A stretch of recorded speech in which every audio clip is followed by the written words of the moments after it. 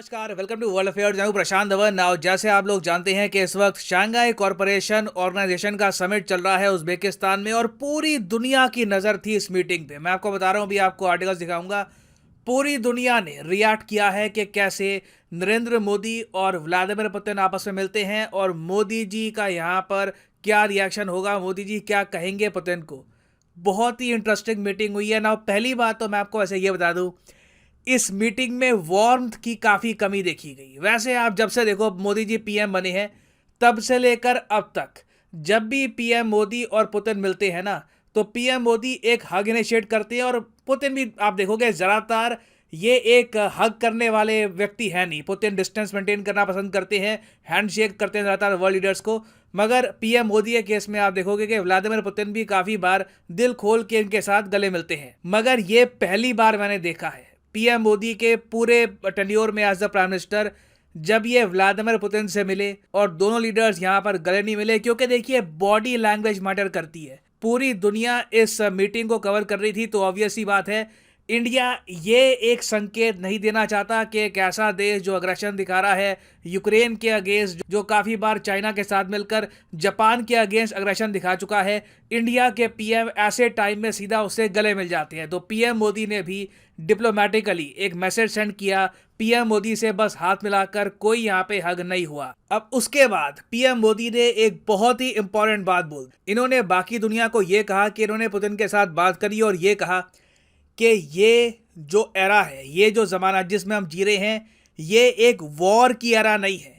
War पुरानी हो चुकी है। एक ज़माना होता था कि ह्यूमन बीइंग्स, नेशंस एक दूसरे पे वॉर करते थे। Now we are past it. अब हालांकि आप कह सकते हैं यूएसए ने पिछले 20 सालों में काफ़ी बार कंट्रीज़ पे अटैक किया है, गवर्नमेंट्स डिस्ट्रॉय करी है, नेशंस ऑल टुगेदर डिस्ट्रॉय किए हैं। तो यूएसए ने जो किया है ऑब्वियसली गलत है। मगर रशिया जो यहाँ पर यूक्रेन के साथ कर रहा है, डेफिनेटली आज की दुनिया में इसकी कोई जगह है नहीं। और पीएम मोदी ने ये बात कैटेगोरिकली बोल दी। मैं चाहता हूँ ये जो छोटी सी क्लिप है ये आप देखें। हमारे हजारों स्टूडेंट्स यूक्रेन में फंसे हुए थे। आपकी और यूक्रेन की मदद से हमारे स्टूडेंट को हम सुरक्षित रूप से बाहर निकाल पाए, उनके घर तक हम पहुंचा पाए, और इसके लिए मैं आप दोनों देशों का आभारी हूं। एक्सेलेंसी, मैं जानता हूं कि आज का युग युद्ध का है नहीं, और हमने फोन पर भी कई बार आपसे इस विषय में बात की है कि डेमोक्रेसी और डिप्लोमेसी और डायलॉग, ये सारी बातें ऐसी हैं कि जो दुनिया को एक स्पर्श करती है। आने वाले दिनों में शांति के रास्ते पर हम कैसे बढ़ सके, उसके विषय में जरूर आज हमें चर्चा करने का मौका मिलेगा। आपका व्यू पॉइंट समझने का मुझे भी एक अवसर मिलेगा। ये एक बहुत ही ज़्यादा स्ट्रॉन्ग स्टेटमेंट थी by the Indian prime minister. मैं अभी आपको दिखाऊंगा कि वर्ल्ड मीडिया क्या एक्सपेक्ट कर रहा था और बाद में इस स्टेटमेंट के बाद वर्ल्ड मीडिया ने इस पर क्या कहा। मगर पुतिन ने भी आप देखोगे कि बहुत कूल तरीके से इस स्टेटमेंट को एक्सेप्ट किया, कुछ फायर बैक नहीं किया। एक बार को पुतिन अगर मान लीजिए ख़राब मूड में होते तो बोल देते कि तो क्या करता, मैं भी गलती से ब्रह्मोस मार देता यूक्रेन को। तो अगेन पहले तो आपको जानना होगा कि पीएम मोदी की इस मीटिंग से पहले वर्ल्ड मीडिया क्या कह रहा था। वर्ल्ड मीडिया पीएम मोदी की आलोचना कर रहा था, इंडिया की आलोचना कर रहा था कि पीएम मोदी जो ये पुतिन से मिल रहे हैं, इससे देखिए इंडिया ना जो अपने रिलेशंस हैं यूएस के साथ, इनको रिस्क में डाल रहा है। बीच में जापान की सरकार का एक ऑफिशियल उसने मीडिया को कहा कि मेरा नाम एनोनिमस रखना, मेंशन मत करना, मगर उसने कैटेगोरिकली ये कह दिया। यहां पर आप देख पाओगे डेक्कन हेराल्ड का आर्टिकल है कि इंडिया को कैसा लगेगा, आप सोच कर देखिए भारत को कैसा लगेगा अगर जापान अचानक से ना पाकिस्तान के साथ युद्ध अभ्यास करना स्टार्ट कर दे, और फिर जब इंडिया थोड़ा प्रोटेस्ट करे या फिर ये कहे कि आप लोग क्या कर रहे हैं, तब जापान जवाब दे पाकिस्तान ऑक्यूपाइड कश्मीर में तो थोड़ी ना किया हमने युद्ध अभ्यास। ये ऑफ कोर्स यहाँ पर रेफरेंस कर रहे थे वॉस्टॉक 2022 की। वॉस्टॉक 2022 आपको पता होगा एक युद्ध अभ्यास है जिसमें रिसेंटली भारतीय थल सेना ने पार्टिसिपेट किया है। मगर हमारी नेवी यहाँ पर नहीं गई क्योंकि हम जापान को एक गलत मैसेज सेंड नहीं करना चाहते थे कि कुरिल आइलैंड के पास हम रशियन नेवी के साथ एक युद्ध अभ्यास कर रहे हैं। तो देखिए भारत पर प्रेशर बहुत था। इस मीटिंग से पहले पूरी दुनिया की नज़र थी कि क्या पीएम मोदी सब यूक्रेन वगैरह का भूल भुलाकर सीधा पुतिन से गले मिलेंगे, बोलेंगे कि इंडिया रशिया के रिलेशन स्ट्रांग है, दोनों कंट्रीज एक दूसरे के साथ खड़े हैं, या फिर पीएम मोदी बोलेंगे पुतिन को कि ये वॉर का एरा नहीं है, आपको पीस के रास्ते पे चलना चाहिए। तो पीएम मोदी ने कैटेगोरिकली जब ये बात बोली, उसके बाद मैंने नोटिस किया वर्ल्ड मीडिया ने ऐसे आर्टिकल छापने स्टार्ट कर दिए कि PM Modi assails Putin over Ukraine war. Assail का मतलब पता है क्या होता है? असेल काफ़ी स्ट्रांग वर्ड है वैसे। इन्होंने ये रॉयटर्स बहुत ज़्यादा एक फेमस न्यूज़ आउटलेट है दुनिया भर में, ये लोग कह रहे हैं कि पीएम मोदी ने शब्दों से अटैक किया पुतिन पर। असेल का मतलब यही होता है, शब्दों से अटैक करना या फिर कुछ केसेस में फिजिकली भी अटैक करना, मगर इस केस में हम यहाँ पे बात कर रहे हैं शब्दों से अटैक करने के बारे में। उसके अलावा बीबीसी के जो बहुत ही फेमस इंटरनेशनल रिलेशंस कवर करने वाले जो जर्नलिस्ट हैं, उन्होंने भी ये कहा कि क्रेमलिन को उम्मीद थी कि एससीओ समिट में इंडिया रशिया के समर्थन में कुछ बात बोल देगा, जैसे चाइना बात कर रहा है। मगर पीएम मोदी की जो एक लाइन है, today's era is not an era of war, ये अपने आप में एक बहुत ज़रा करारा जवाब है रशिया को। तो वर्ल्ड मीडिया ने ओवरऑल आप देखोगे कि बहुत ज़्यादा पॉजिटिव तरीके से पीएम मोदी की स्टेटमेंट को एक्सेप्ट किया है और ये कहा है कि मोदी जी ने पब्लिकली पुतिन को कह दिया कि यूक्रेन की वॉर ख़त्म करो। अब ऑब्वियस सी बात है, पुतिन ने अपने जवाब में ये भी नहीं कहा कि ओके ब्रो अभी ख़त्म करता हूँ यूक्रेन वॉर, मेरे दिमाग में आई नहीं ये बात, क्यों नहीं ये कर देता।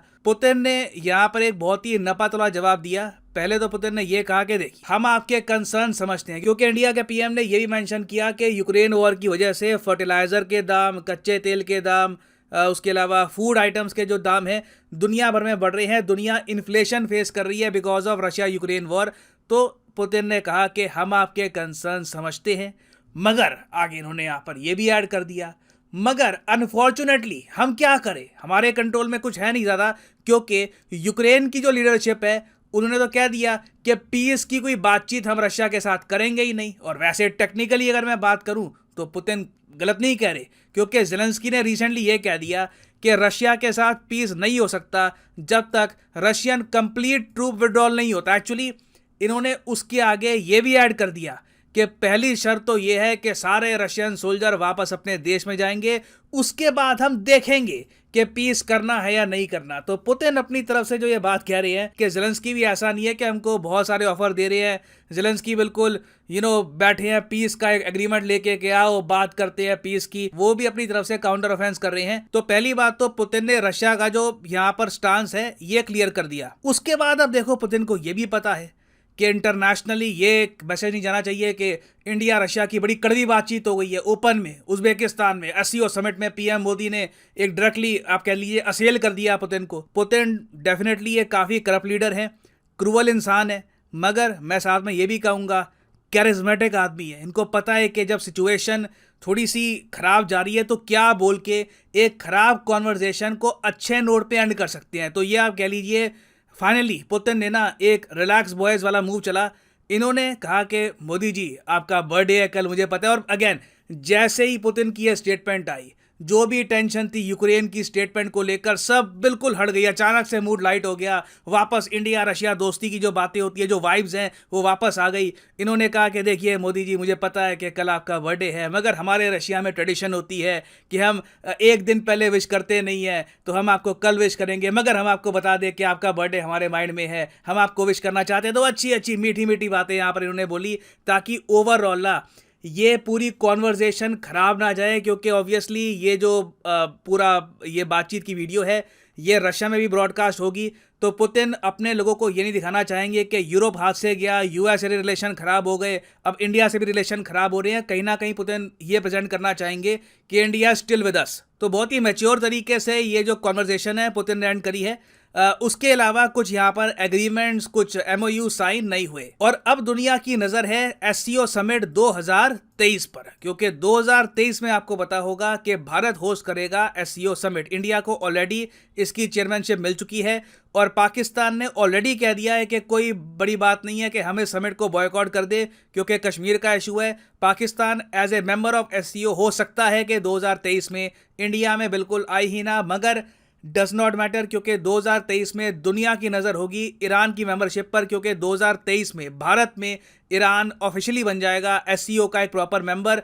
ये 2022 में सारे कंट्रीज़ ने अप्रूव कर दिया ईरान की membership and Iran will be accepted into SCO in 2023। और फाइनली मैं यहाँ पे आपसे एक क्वेश्चन पूछूंगा जिसका आंसर मैं आपको दूंगा नहीं, इसका आंसर आपको पता होना चाहिए, क्योंकि हल्का सा गूगल सर्च करोगे आंसर मिल जाएगा। वैसे जो लोग कमेंट सेक्शन में इसका सही आंसर करेंगे उनकी कमेंट को मैं हार्ड दे दूंगा ताकि बाकी लोग भी समझ पाए कि सही आंसर क्या है। क्वेश्चन यहाँ पर यह है कि इनमें से वो कौन सा देश है जो एक ऑब्जर्वर कंट्री नहीं है शंघाई कॉरपोरेशन ऑर्गेनाइजेशन में। यह है यहाँ पे आपकी option Turkmenistan, Afghanistan, Belarus, Mongolia.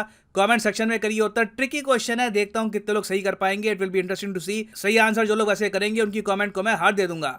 और फाइनली मैं ऐड कर दूं कि आज है अनअकैडमी की सेल का आखिरी दिन। आज रात को 12 बजे ये सेल खत्म हो जाएगी। तो कमेंट सेक्शन में जाइए, यहाँ पे आपको मिलेंगे various links, UPSC, SSC, bank. For example let's say आप प्रिपेयर कर रहे हैं फॉर यूपीएससी, तो अनअकैडमी का जो यूपीएससी कोर्स है इसमें आपको फ्लैट 20% डिस्काउंट मिलेगा। ये ऑफर आज रात 12 बजे खत्म हो जाएगा। तो अगर आपको परचेज करने हैं ये courses, use the code PD10। Simply यहाँ पे आपको कोड डालना है PD10 and the prices will just start falling. So use the code PD10 and save money. So इसी नोट के साथ ये है वीडियो का अंत। Thank you for listening and as always, God bless you all.